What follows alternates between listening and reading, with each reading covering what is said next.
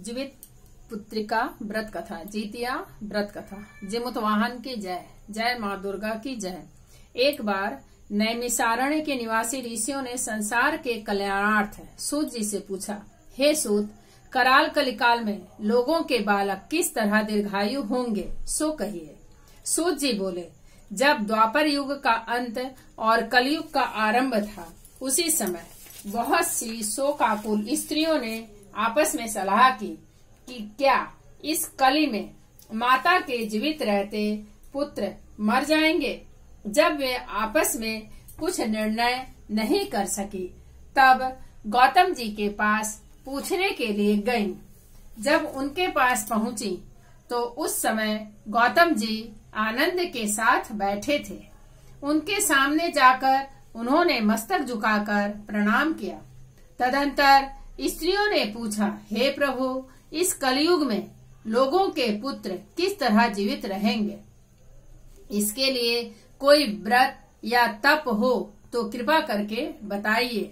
इस तरह उनकी बात सुनकर गौतम जी बोले, आपसे मैं वही बात कहूँगा जो मैंने पहले से सुन रखा है।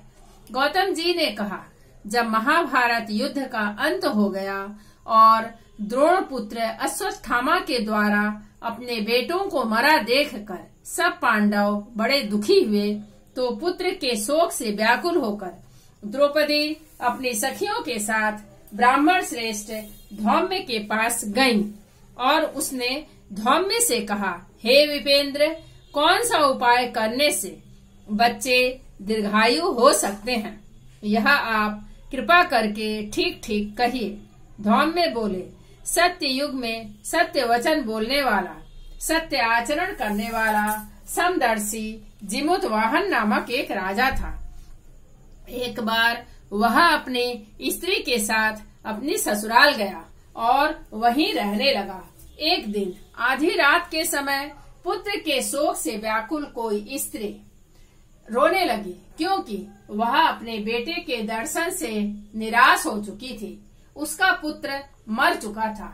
वह रोती हुई कहती थी, हाय, मुझ बूढ़ी माता के सामने मेरा बेटा मरा जा रहा है। उसका रुदन सुनकर राजा जिमुतवाहन का तो मानो हृदय विदीर्ण हो गया। वह तत्काल उस स्त्री के पास गया और उससे पूछा, तुम्हारा बेटा कैसे मरा है?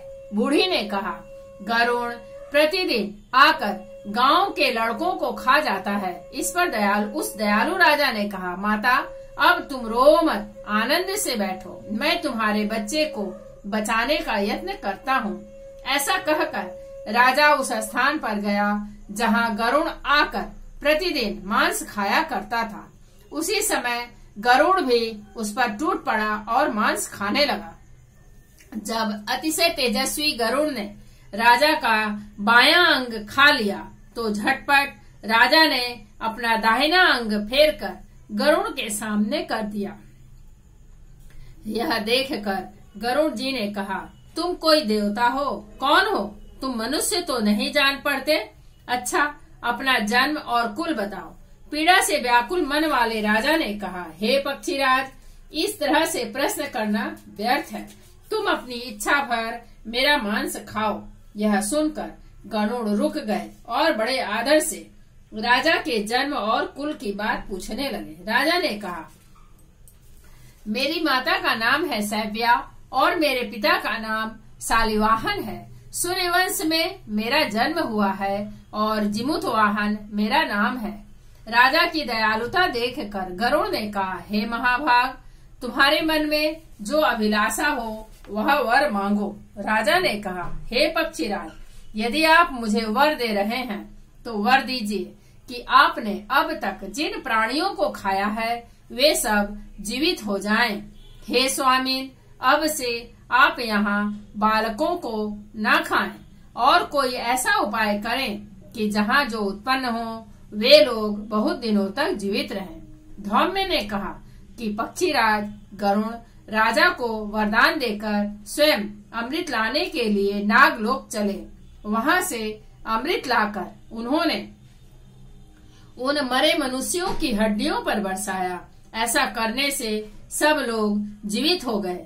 जिनको कि पहले गरुड़ ने खाया था। राजा के त्याग और गरुड़ की कृपा से वहां वालों का बहुत कष्ट दूर हो गया। उस समय राजा के शरीर की शोभा दुनी हो गई थी। राजा की दयालुता देखकर गरुड़ ने फिर कहा, मैं संसार के कल्याणार्थ एक और वरदान दूंगा। आज आश्विन कृष्ण सप्तमी से रहित शुभ अष्टमी तिथि है। आज ही तुमने यहाँ की प्रजा को जीवन दान दिया है। हे वत्स, अब से यह दिन ब्रह्म भाव हो गया है, जो मूर्ति भेद से विविध नामों से विख्यात है। वही त्रैलोक्य से पूजित दुर्गा अमृत प्राप्त करने के अर्थ में जीवित पुत्रिका कहलाई है। जय माँ दुर्गा की जय।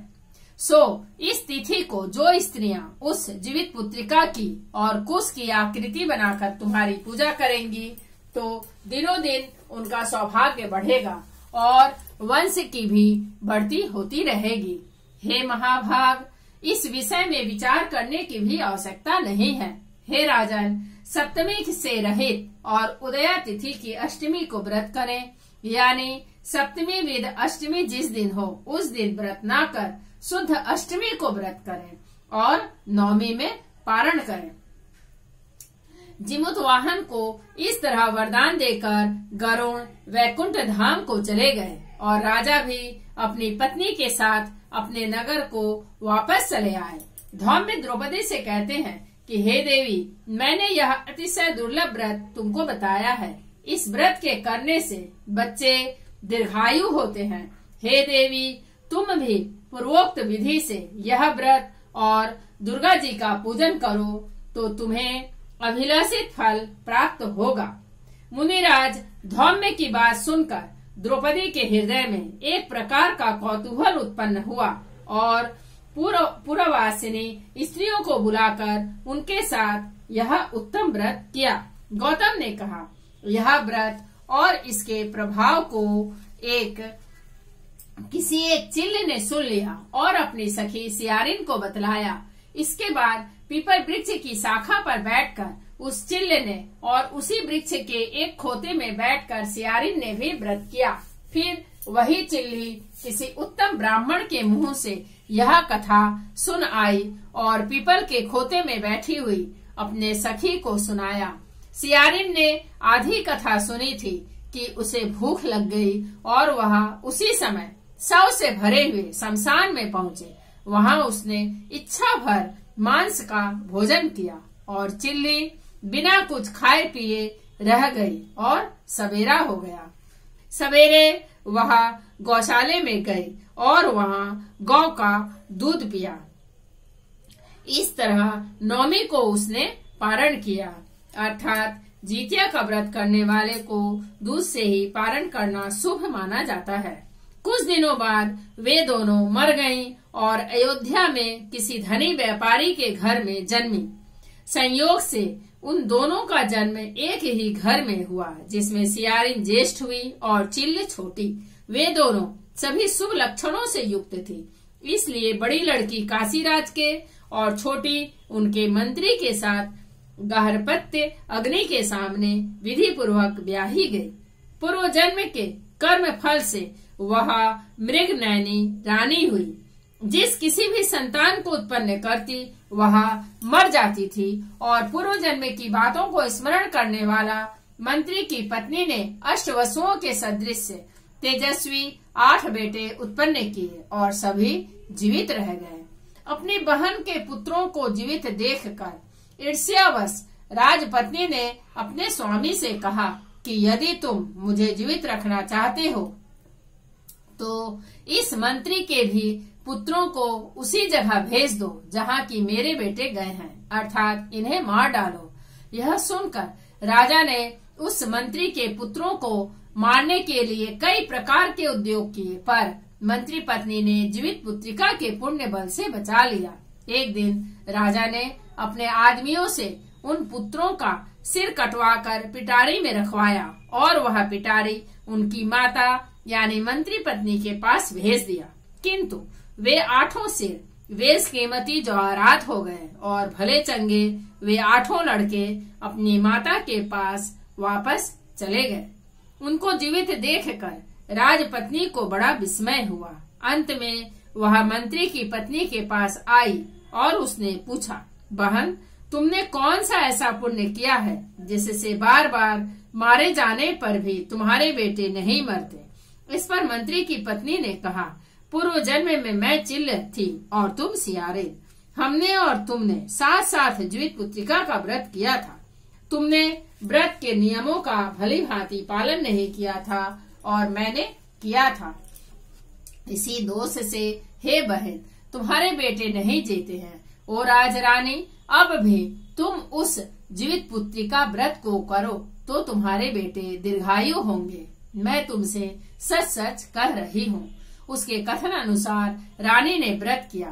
तभी से उसके कई बेटे सुंदर और दीर्घायु होकर बड़े बड़े राजा हुए। सूत जी कहते हैं कि सब प्रकार का आनंद देने वाला मैंने यह दिव्य व्रत बतलाया। स्त्रियां चिरंजीवी संतान चाहती हों तो वे विधि पूर्वक यह व्रत करें। जय प्रभु की जय। जय जिमुत वाहन की जय। माँ दुर्गा की जय। श्री गणेशाय नमः। सर्व देव देवता परमेश्वरी परमेश्वर की